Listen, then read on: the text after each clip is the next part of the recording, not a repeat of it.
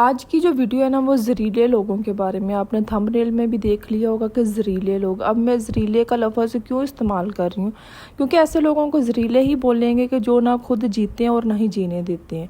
तो आज की वीडियो आपने मुकम्मल देखनी है और उसके बाद फिर आपने कमेंट करके अपनी राय भी लाजमी देनी है। अस्सलाम वालेकुम, welcome back to my YouTube channel. I hope मेरी यूट्यूब फैमिली ठीक ठाक होगी, अल्लाह का शुक्र है मैं भी बिल्कुल ठीक हूँ। देखिए, मैं एक बात हमेशा कहती हूँ, अपनी हर वीडियो में कहती हूँ कि अच्छे बुरे लोग जो होते हैं ना वो हैं इस माशरे में। अच्छे लोग भी हैं, नो डाउट। हम कुछ घरों में जाए ना तो यकीन करें कि ऐसा जाकर फील होता है कि यार जैसे किसी जन्नत में आ गए। वो लोग इतने खूबसूरत तरीके से अपनी जिम्मेदारियों और अपने रिश्ते निभा रहे होते हैं। तो यहाँ पे उन लोगों की नहीं बात हो रही, यहाँ पे उन लोगों की बात हो रही है कि जो ससुराल में वाकया ही जीना हराम कर देते हैं। टॉक्सिक लोग जो खुद तो खुशियाँ उनको नहीं पता होता कि उन्होंने किस तरह खुश होना है अपनी ज़िंदगी में, किस चीज़ से खुश होना है, वो अपनी ज़िंदगी में चाहते क्या हैं, और वो अपने साथ साथ दूसरों की खुशियाँ भी बर्बाद कर देते हैं, दूसरों को भी नहीं जीने देते, दूसरों की ज़िंदगी भी मुश्किल कर देते हैं। तो आज की वीडियो ऐसे लोगों के बारे में ही है। अच्छा, शादी से पहले ना मेके में तकरीबन हर रिश्ता निभाना हमारे लिए आसान होता है। क्यों? क्योंकि बचपन से हम उन्हीं रिश्तों के बीच में हम पले होते हैं, हमने आँख उन्हीं रिश्तों के बीच में खोली होती है, ठीक है। फिर उसके बाद अगर जब हमारी शादी होती है तो हम बिल्कुल टोटल नई फैमिली में आते हैं, नया माहौल, नए तौर तरीके, हर चीज़ नई होती है, वहाँ के लोग भी। और फिर अगर ससुराल में दरानी और जेठानी भी हैं तो फिर देख लें कि वो भी एक अलग अलग फैमिलियों से आई हुई हैं। तो मतलब 2-3 फैमिलियाँ भी इकट्ठी होगी, ख़ानदान भी इकट्ठे हो गए, मुख्तलिफ ख़ानदान के लोगों की आदतें भी इकट्ठी होगी, और उसके बाद फिर सास का और नंद का रिश्ता भी। तो ऐसे सारे रिश्तों के बीच में हमने किस तरह अपने सुकून को बरकरार रखना है, अपनी ज़रूरतों को, अपनी खुशियों को क्या करना है हमने। देखिए, मैं ज़रीले का लफ्ज़ इस्तेमाल कर रही हूँ, ठीक है। कुछ लोगों की हमें आती अच्छी नहीं लगती, हो सकता है कि कुछ लोगों की को हमारी आते ना अच्छी लगती हूँ, ठीक है। कुछ लोगों के लिए हम लोग ज़रीले हों। तो अब देखें कि अगर सास की बात करें या नंद की बात करें या बहू की बात करें या दरानी जेठानी, ये है तो सारी औरतें ही ना। और एक औरत जो है ना इन सारे रिश्तों से गुजरती है। तो कहीं ना एक दूसरे को हम तकलीफ़ दे रहे हैं। या ये लगा लें कि जब हम एक बहू के रिश्ते में होते हैं तो हम मज़लूम होते हैं, और एक सास के रिश्ते में हों तो हम वो ही जाबर बने होते हैं, ठीक है। हम वो उस अपने वक्त को भूल जाते हैं। हमारे यहाँ यही होता है ना, फिर यही है ना कि फिर जो हमारे साथ हुआ होता है वो हम भूल के हम आगे से नए वो एक चीज़ स्टार्ट कर देते हैं। इसी तरह जब हम नंद का रिश्ता निभा रहे होते हैं, कि हम नंद के रूप में होते हैं, तो हमें अपनी भाभीयों से बहुत ज़्यादा एक्सपेक्टेशंस होती हैं, उम्मीदें होती हैं, ठीक है, अपनी माँ बाप के घर में। और जैसे ही हम खुद जाएं किसी और घर में, शादी हो जाती है, ठीक है, तो वहाँ पे हम चाहते हैं कि नंदें हमारे किसी मामले में भी ना बोलने, वो हमसे कोई उम्मीदें ना रखें, मैं तो भाभी हूँ, मैं तो मालकन हूँ इस घर की। तो ये सारी चीज़ें आ जाती हैं।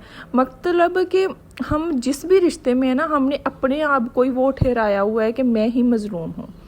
और जबकि ये देखें कि ये सारे रिश्ते जो एक दूसरे के साथ ज़्यादती हो रही है या गलत कर रहे हैं, दरानी जेठानी का जो भी ये है तो सारी औरतें ही ना।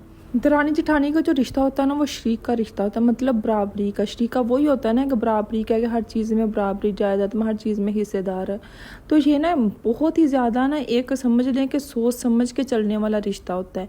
अच्छा, ये जो रिश्ता होता है ना दरानी जेठानी का, इसको आप अपने ज़बरदस्ती अपने साथ नहीं चला सकते, अपने साथ ज़बरदस्ती नहीं रख सकते कि मैं तुम्हारे साथ बहुत ठीक हूँ तुम भी मेरे साथ रहो। ये वही रिश्ता होता है कि करोगे और रिटर्न में हो सकता है कि आपको जैसा आप कर रहे हैं, ठीक है, वैसा आपको रिस्पॉन्स ना मिले। अच्छा, जितना मैंने देखा है ना और जितना मैंने सुना है ना सारा कुछ अपने रिश्तेदारों से, यार हम मिडिल क्लास लोग हैं, हम मिडिल क्लास लोगों में तकरीबन हर घर की यही कहानी होती है, ठीक है। तो यहाँ तक मुझे समझ आई है ना, ये दरानी जेठानी का वाहद एक रिश्ता है कि जिसमें सबसे ज़्यादा बाउंड्रीज बनाने की ज़रूरत है, सबसे ज़्यादा एहतियात करने की ज़रूरत है। ये वो वाहद रिश्ता है, ठीक है।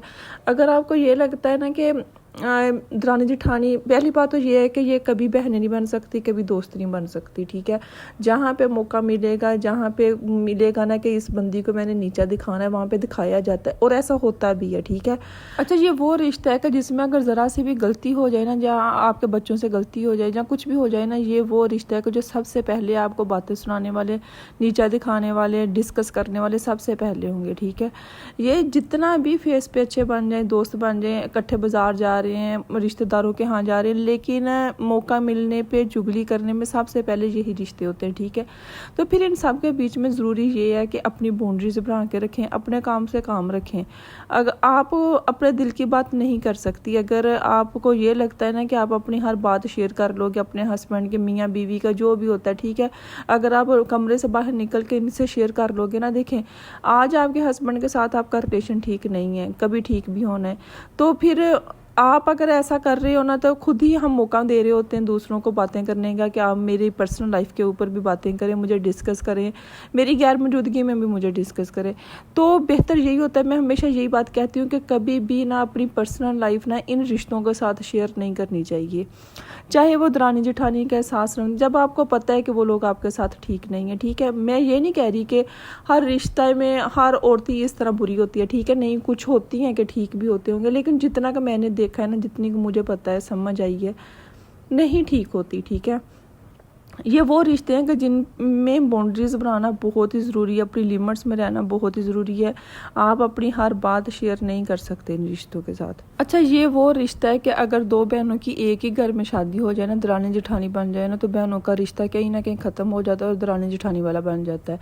बच्चों के दरमियान भी मुकाबला होना है, बहस भी होनी है, और ये वो रिश्ता है कि जिसमें कंपैरिजन बहुत ज़्यादा होता है, ठीक है। एक ने अच्छे कपड़े पहन लिए तो दूसरे ने मूड बनाया होता है कि बेशक उसको पता भी होना कि मेरे शोहर की इतनी आमदनी नहीं है, इसके बावजूद भी मूड बनाया होता है कि नहीं, मैंने भी ऐसा ही लेना है। अच्छा, ये वो रिश्ते होते हैं कि जो आपको ना चलते फिरते ना एक हिसाब का ना स्कैन कर रहे होते हैं, आप चलते फिरते स्कैन हो रहे होते हैं, आपका उठना बैठना हर चीज़ नोट हो रहा होता है। और ये सारी चीज़ें ना जेलसी में भी आ सकती हैं, ज़िद में भी आ सकती हैं। तो इसलिए इन रिश्तों के बीच में ना बाउंड्रीज बनाना बहुत ज़्यादा ज़रूरी है। अगर आप शुरू से ही एक अपनी लिमिट्स के साथ चलेंगे ना, हम अगर ये बाउंड्रीज बना लेंगे ना, तो देखें ये खूबसूरत रिश्ते भी हैं, ठीक है, इनके बगैर भी नहीं इंसान रह सकते। ज़ाहिर सी बात है कि हमारे हस्बैंड के ब्रदर हैं, भाई हैं, ठीक है, तो उनके बहन भाइयों से तो उनको दूर नहीं ना किया जा सकता और करना भी नहीं चाहिए, ठीक है। तो अगर हम शुरू से ही अपनी एक वो बाउंड्रीज बना के एक अपना के हर बात ना शेयर करके कि किसी को इतना मौका ही ना दें, ठीक है। और अगर हम भी किसी की बात ना, हमने क्यों का बात करनी है किसी की भी पर्सनल लाइफ में, हमें जाने की ज़रूरत ही नहीं है, ठीक है। और ना ही किसी को भी अपनी पर्सनल लाइफ में इंटरफेयर करने दें। तो ये रिश्ते इसी तरह बच सकते हैं अगर आप अपनी बाउंड्रीज बना के सारा कुछ करके ना।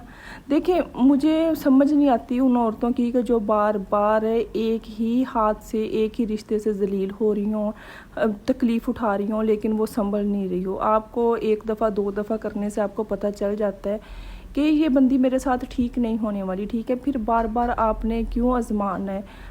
तो बेहतर है कि आप एक दफ़ा इन चीज़ों को समझ जाएं, समझ के चलना चाहिए इन चीज़ों को लेके, फिर ही ये रिश्ते बच सकते हैं। ये ना हो कि शुरू में ही हम अच्छा बनने के चक्कर में ना, ऐसा होता भी है, अच्छा बनने के चक्कर में क्या होता है कि हम इतनी का अपनी लिमिट्स क्रॉस कर लेते हैं और फिर महीने 2 महीने या मैक्सिमम 1 साल के बीच में फिर ऐसा होता है कि एक दूसरे से बात करने से भी जाते हैं, ठीक है। तो पहले ही बेहतर है कि इतना वो हदूद अपनी मुकर्रर करने के आपने ना किसी की बात करनी है, ना ही किसी को इस चीज़ की इजाज़त देनी है। अच्छा, कुछ लोगों को इस चीज़ के भी है ना एक आदत होती है कि दूसरे के रूम में जाकर उसके पर्सनल चीज़ों को देखना, हाथ लगाना या इस्तेमाल करना शुरू कर देते हैं। जैसे परफ्यूम ही रखा हो तो वो लगाना शुरू कर दिया। देखिए, कहने को तो ये छोटी छोटी चीज़ें, इनसे फ़र्क नहीं पड़ता, लेकिन फिर भी कहीं ना कहीं हमें बुरा लगता है कि यार हर दफ़ा हमारे कमरे में आके ये हमारी मेरी पर्सनल मेकअप, पर्सनल चीज़ों को इस्तेमाल करना शुरू कर देती है। और फिर ये भी होता है कि परमिशन, इजाज़त भी नहीं लेती। देखिए, ये जो चीज़ें होती है ना, ये मैनर्स में आती हैं चीज़ें। तो फिर आप आराम से बात कर सकते हैं कि देखिए मुझे इस तरह अच्छा नहीं लगता। एक दफ़ा बात कर लें, ना कि अपने दिल में वो चीज़ें दबा दबा के अपने रिश्तों से दूर होने की बजाय आप आराम से बात कर लें। फिर आपने ये भी नोट किया होगा कि कुछ लोगों की ना आदत होती है कि ना जीना और ना ही जीने देना है, ठीक है। उनको ये होता है कि उनको ये नहीं पता होता कि मेरे हस्बैंड क्या कर रहे हैं, बाहर जा रहे हैं, किधर जा रहे हैं। उनको ये नहीं पता होता कि उन्होंने अपने फ्यूचर में क्या करना है। उनको ये नहीं, सारा कुछ वो घर में ही साजिशों में लगी होती हैं। जैसे नंद के साथ दोस्ती कर ली और आपको तकलीफ़ देने के लिए, सास के साथ इतनी आगे पीछे घूम के अच्छी बन गई आपको तकलीफ़ जायज़ करवाने के लिए। तो आपको ना इन चीज़ों से ना आपको नहीं फ़र्क होना चाहिए। देखें, कुछ बातें होती हैं कि आप यही समझ लें कि वो आपके लिए नहीं है, कुछ बातें होती हैं आपको तनकीद करने के लिए, आपको उससे जेलस होने के लिए, ठीक है। अगर कोई बार बार देखें, अगर मुझे कोई बार बार नोट कर रहा है, ठीक है, मेरे ऊपर कोई भी बात कर रहा है, जैसे मैं कमरे से बाहर निकली हूँ, होता भी ऐसे, ठीक है, तुम तो कितनी मोटी हो गई हो, ठीक है, तो फिर उस चीज़ को ना नेगेटिव लेके तो एक परेशान होने वाली बात नहीं है। फिर उस चीज़ को हम इस तरीके से भी ले सकते हैं कि यार, मैं जब भी कुछ नया पहन के कमरे से बाहर जाती हूँ तो कहीं ना कहीं ये जेलसी फैक्टर आ जाता है शायद। तो इस चीज़ को यहाँ इस तरह लेके ना आप इग्नोर कर दिया करें। देखें, हर बात आपके ऊपर लेने वाली नहीं होती, हर काम आपके करने वाला नहीं है, ठीक है। जहाँ पे आपको लग रहा है कि आप थक रहे हैं, ठीक है, तो अपने अंदर ही चीज़ें दबाने की बजाय बैठ के बात कर लें, अपनी सास से बात कर लें कि मैं सारा काम नहीं कर सकती, मुझे हेल्पर रख दें या आप लोग भी मेरी हेल्प करवाएं, इस तरह बात कर लें। अच्छा, मेरे अब्बू ना हमेशा हमें एक बात कहते थे कि बेटा, एक होती है जग बीती, जो दूसरे हमें बताते हैं कि मेरे साथ ये हो रहा है, मेरे साथ वो हो रहा है, और एक होती है आप बीती, ठीक है। जो आप बीती होती है ना, जब वो हमें सिखाने पे आती है ना, तो बहुत तकलीफ़ होती है। तो अक्लमंद इंसान, समझदार इंसान वही होता है जो जग बीती से सीख लेता है कि अपने ऊपर चीज़ें आने से पहले ही अपने आप को इतना कंट्रोल कर लेता है, अपने रिश्तों को संभाल लेता है कि ना तो वो रिश्ते आपसे दूर हों, रिश्तों में नफ़रत आए, और ये भी ना हो कि उन रिश्तों की वजह से आप हर्ट हों। तो बेहतर है कि आप जग बीती से सीख लें। तो इसलिए ना अपने इर्द गिर्द देखें कि जो हो रहा है उनसे सीखने की ज़रूरत होती है, ठीक है, कि ना कि जब वो चीज़ें आपके ऊपर आएँ और फिर आप सीख के तो अपने आप को एक तकलीफ़ दे रहे हैं। मैं बार बार ये बात कहती हूँ कि ये देखें, हस्बैंड के रिश्ते होते हैं, ठीक है, आपके शोहर के रिश्ते हैं। जिस तरह आपको अपने बहन भाई बहुत अजीज़ हैं, अपनी भाभियाँ बहुत अजीज़ होती हैं, माँ बाप इसी तरह उनको भी बहुत अजीज़ होते हैं, ठीक है। तो अगर कोई उनके गैर मौजूदगी में, ऐसा होता भी है, ठीक है, कि अगर आप पास जाके बैठे तो आपसे बात नहीं करनी, मूड दिखाना, और अगर नहीं जा रहे उनके पास तो फिर रिश्तेदारों में भी बातें करनी और हस्बैंड को भी सुनाना कि हमारी बीवी तो हमारे पास नहीं आके बैठती, हमें इतनी इज्जत नहीं देती। तो ये चीज़ें होती हैं, ठीक है, कुछ लोग करते हैं। तो कुछ लोगों की ये भी आदत है कि वो स्पेस देते हैं इतनी, लेकिन कुछ लोग नहीं देते, कुछ लोग छोटी छोटी बातों को बहुत इशू बनाते हैं, ठीक है। तो फिर आप इतना सा कर सकते हैं कि अपने हस्बैंड की मौजूदगी में उनके पास चले जाएं, वहाँ पे बैठते हैं, उनका हाल चाल पूछ लें, उसके बाद आप अपने कमरे में रहें, अपनी सेल्फ केयर करें, उसके बाद अपने कमरे का, अपने बच्चों का, अपने हस्बैंड का ख्याल रखें। फिर आप इतना कर सकते हैं। देखें, आप सिर्फ इतना कर सकते हैं कि आप संभल के चलें, सिर्फ आप पे है, ठीक है, कि आपने क्या करना है। आप अपनी अक्लमंदी से रिश्तों को बचा भी सकते हैं और खूबसूरती के साथ निभा भी सकते हैं। दूसरों पे गिला करने की बजाय ये होता है कि हम खुद अपने आप को ठीक रख लें। और लास्ट में मैं आप लोगों का बहुत बहुत शुक्रिया अदा करूँगी कि बहुत बहुत शुक्रिया मुझे इतनी ज़्यादा मोहब्बत देने का। कमेंट करके अपनी राय लाजमी दीजिएगा, और जो भी मेरे चैनल पे न्यू है प्लीज़ मेरे चैनल को सब्सक्राइब कर दें, नोटिफिकेशन वाले बटन को भी ऑन कर दीजिएगा, लाइक एंड शेयर कर दें। मिलते हैं हम नेक्स्ट वीडियो में, तब तक के लिए अल्लाह हाफिज़।